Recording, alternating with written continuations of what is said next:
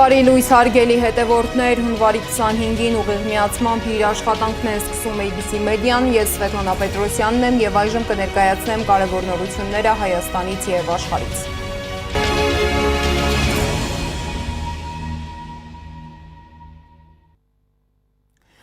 Թողարկումը սկսենք Հանրապետության հարավային մասից, որտեղ հանգստյան օրերը ամենևին էլ խաղաղ չեն անցել։ Գորիսի Թոսկապ կոչվող հատվածում գերեզմանների մոտ կենցաղային հարցի շուրջ ծագած վիճաբանությունը վերածվել է ողբերգության։ Ըստ ներքին գործերի նախարարության ոստիկանության կենցաղային հարցերի շուրջ տեղի է ունեցել վիճաբանություն, ինչի ընթացքում 45-ամյա Վարուժան Յոլյանի ձեռքի նռնակը պայթել է։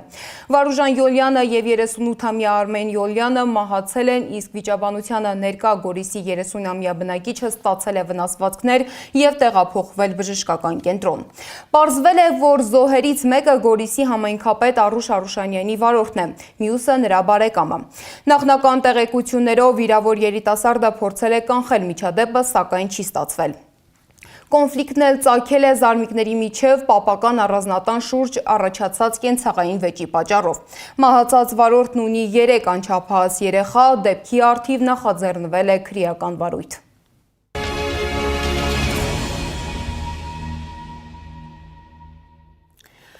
Երեք մայրաթոր Սուրբ Էջմիածնում Սուրբ Պատարագից հետո տեղի ունեցել քրիստոնեական միասնության աղոթք։ Այն ամփոփել է հունվարի 18-ից 25-ը անցկացված քրիստոնեական միասնության աղոթքի շաբաթը, որը այս տարի նվիրված էր Հայաստանին։ Մայր տաճարում պատարագին մասնակցում էր ամենայն հայոց կաթողիկոսը։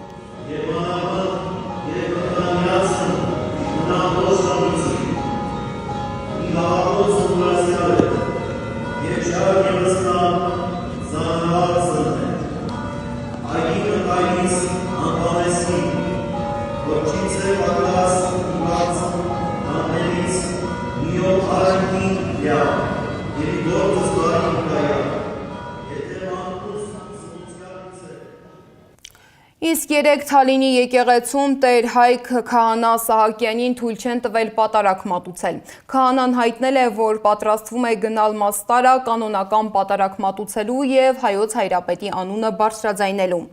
Իմ ամբողջ կյանքի ճանապարհը վեհափար Հայրապետն ու թեմի առաջնորդն են լուսավորել, ասել է Տեր Հայք քահանա Սահակյանը։ Չնայած նախապես չէին հայտարարել, թե որտեղ է Փաշինյանը գնալու պատարագի, նրա հավատարիմ հետևորդները վաղ առավոտից հավաքվել էին Թալինի Սուրբ Աստվածածին եկեղեցում։ Փաշինյանի հետ պատարագի էին գնացել էկոնոմիկայի նախարարը, Արագածոտնի մարզպետը և Թալինի քաղաքապետը։ Պատարագը մատուցել է կարգալույծ քահանա Արամ Արամայիս Թախմազյանը, նախկին Տեր Թադեն։ Ի դեպ, երեկ Նիկոլ Փաշինյանին քաղաքացիներից մեկը դիմավորել է ադրբեջանական Նոլդու Փաշինյան երգով։ Ադրբեջանական այդ երգով թալինցի Սարգիս Պետրոսյանը իր բողոքն է արտահայտել իշխանության հակաեկեղեցական գործողությունների դեմ։ Նա նշել է, որ վեհափառը ոչ թե փոքրամասնության, այլ ամբողջ 10 միլիոն հայի կաթողիկոսն է։ Մեր հասարակության ստորացումն եմ ցույց տալիս, թե ոնց է Փաշինյանը վերջին 5 տարում ինչպես է մեզ ստորացնում, անգամ մեր կրոնն է դարձրել ստորացման ու ծիծաղի առարկա Ադրբեջանի համար։ Իմ այս ակցիան միայն այդ նպատակ ուներ ցույց տալու համար, որ հասարակությունում բոլորը համաձայն չեն այս տեղի ունեցող երևույթի հետ ու չգիտեմ, մեր ձայնը պետք է լսելի լինի, որովհետև այս քաոսի մեջ թվում է թե բոլորը համաձայն են, բայց պետք է չմոռանալ, որ ընդամենը 600 թե մոտավոր 700,000 քաղաքացիներ են ընտրել քաղաքացիական պայմանագիր կուսակցությանը ու Գարեգին երկրորդը դա մեր վեհափառ կաթողիկոսն է, մեր ազգի կաթողիկոսն է ու 10 միլիոն հայության կաթողիկոսն է, այլ ոչ թե 600,000-ի ու փոքրամասնությունը պետք է չորոշի, թե ինչ է լինելու մեր երկրում։ Մասյացոտնի թեմի առաջնորդական տեղապահ Տեր Ռուբեն Վարդապետ Զարգարյանը խոսել է եկեղեցականների հանդեպ ընթացող բռնաճնշումների մասին։ Նա ընդգծել է, որ ճնշումները չեն վերաբերում միայն քահանաներին, այլ տուժում են նաև նրանց ընտանիքներն ու երեխաները։ Թեմից մի քանի քահանա ցանկացել են մամուլի ասուլիսի միջոցով բացահայտումներ անել, սակայն ես ինքս հորդորել եմ չանել նման բան։ Դրանք մեր ներսի քննարկելի խնդիրներն են եւ ես կարծում եմ, որ հավատացյալներին ոչինչ չեն տա բացի գայթակղությունից։ Ամեն դեպքում մենք կանգնած ենք չնահանջելու ու մեր հոգեվոր ծառայությունը հնարավորինս կազմակերպելու տրամադրությամբ եւ ոգով։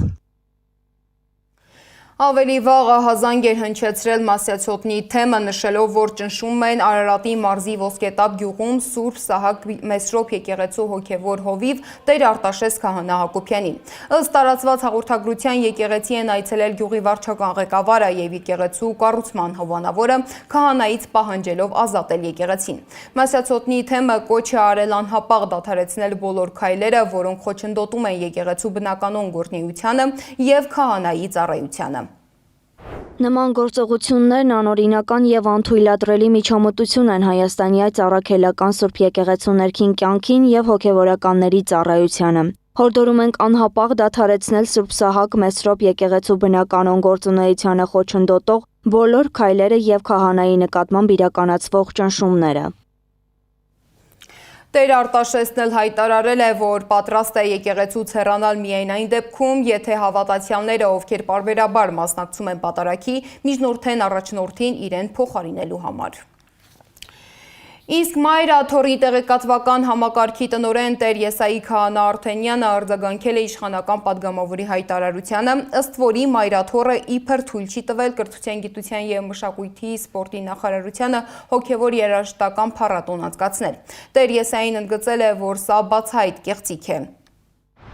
Բացահայտ կեղծիք է, նման մերժում չի եղել, տարիներ առաջ դիմում եղել է, որին ի պատասխան Մայրաթորից ըստ ընթացակարգի պահանջվել է միջոցառման ծրագիրը համերգի թույլատրելիությունը քննարկելու համար, սակայն հետագայում հարցին ընթացք չի տրվել հենց նախարարության կողմից։ Այս առնչությամբ պարզաբանում արվել է, ուստի պետք չի նման էժանագին հայտարարություններով մոլորեցնել ժողովրդին։ Նման վարքագիծը հարվածում է նախ եւ առաջ մեր պետությանը, պետական կառույցներին, որոնց հետ գործակցությունը ցավոք հետևողականորեն ոչնչացվում է։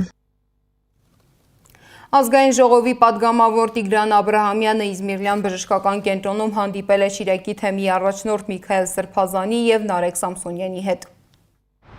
Նարեկը դեռ բարդ վերականգնողական փուլ է անցնում, իսկ հացադուլի 15 օրերը բավականին սուր հետևանքներ են առաջացրել նրա առողջության համար, ինչը վերացնելը դեռ ժամանակ է պահանջում։ Միքայել Սրբազանն էլ իր ինտելեկտի ու հարուստ փորձառության պայմաններում մշտապես խոր եւ բովանդակային խոստիքի մեջ է, որում իր անձնական կյանքը լրիվ երկրորդական դերում է, իսկ միտքն ու ուշադրությունը երկրում եւ Մայրաթորի շուրջ տեղի ունեցող իրադարձությունների մեջ է։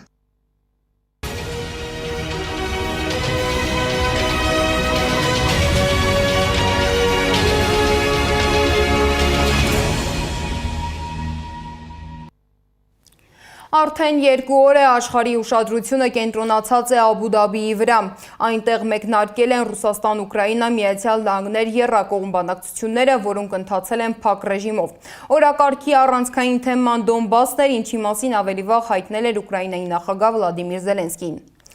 Ուկրաինան, Ռուսաստանը եւ Միացյալ Նահանգները երկօրյա հանդիպումներից հետո պատրաստվում են բանակցությունները շարունակել հաջորդ շաբաթ։ Սպիտակ տան ներկայացուցիչ Սթիվ Ուիտկոֆը դրանք գնահատել է կառուցողական եւ ընդգծել, որ Ամերիկայի Միացյալ Նահանգները նվիրված է պատերազմի խաղաղ կարգավորմանը։ Վլադիմիր Զելենսկին նույնպես դրական է որակել հանդիպումները եւ նշել, որ իր թիմը կազմել է թեմաների ցուցակ հնարավոր նոր քննարկումների համար։ Իսկ Կրեմլը հայտարարել է, որ նախագահ Պուտինը եւս բավարարված է մոտ 4 ժամ տևած բանակցություններով։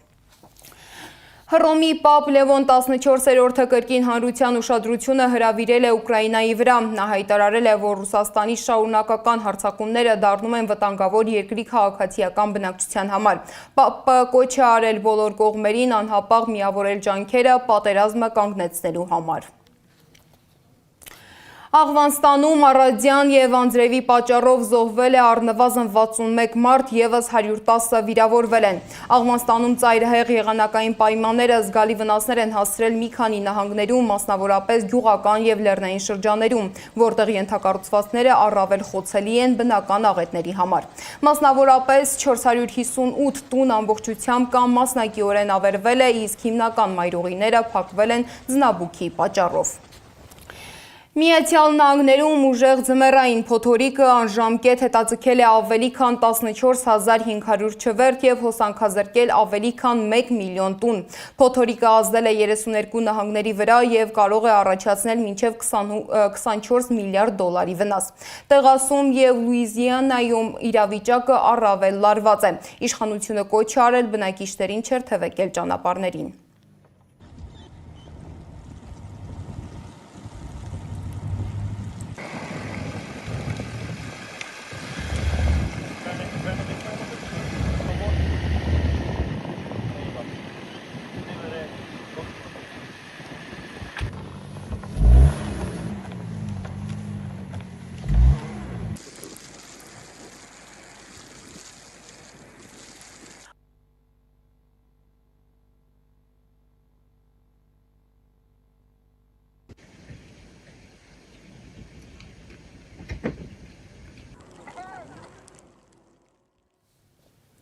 Իսկ ինչ եղանակ է սպասվում Հայաստանում, այսօր սպասվում է առանց տեղումների եղանակ։ Մայրաքաղաքում այսօր ցերեկը սպասվում է 1-ից 3, իսկ երեկոյան 4-ից 6 աստիճան ցուրտ։ Եվ վերջում, ինչ վիճակ է հանրապետության ավտոճանապարհներին։ Փակ են Արագածոտնի մարզում Ամբերտ օդերթաբանական կայանից դեպի Ամբերտ ամրոց եւ Քարիլիշ տանող ճանապարհները, Ճամբարակ-Բերդ Թթուջուր Նավուր հատվածը, Նորավան Գորիս եւ Շինուհայր Տաթև ավտոճանապարհները։ Հարգելի վարորդներ, հնարավորության դեպքում շրջանցեք դժվար անցանելի ճանապարհները, իսկ այն հատվածներում, որտեղ մեր կասառույց է, արգելակեք շարժիչով։ Այս ժամի համար նախատեսել էինք այսքանը, շարունակեք հետևել մեզ YouTube-ում, Facebook-ում, Telegram-ում, WhatsApp-ում, Instagram-ում ու TikTok-ում կամ այցելեք մեր պաշտոնական կայք 3w.abc.media.am։ Թարմ նորություններով եթերում կլինենք ժամը 12-ին, կհանդիպենք։